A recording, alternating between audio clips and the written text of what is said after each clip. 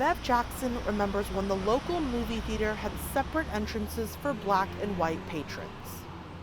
Years ago, you and I could not even walk into the Strand. We had to go in the side door, and look at us. Look at what's happening now.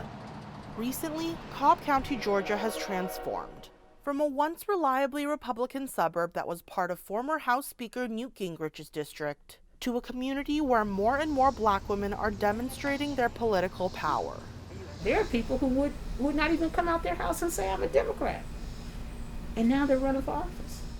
CHARISSE Davis was one of them. She decided to run for school board after President Donald Trump's win in 2016 turned her world upside down.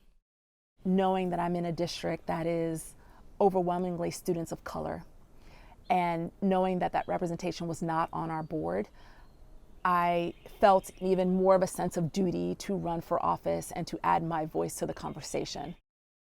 Joe Biden has considered several black women for his vice presidential pick, to be announced before the Democratic National Convention.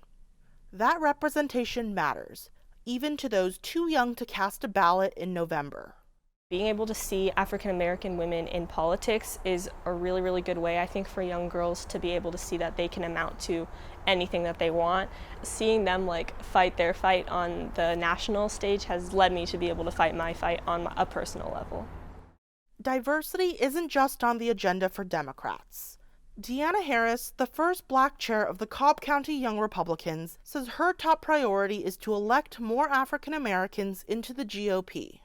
Once we diversify the other side of the aisle, that makes the conversation a lot easier when you can talk to people that you look like.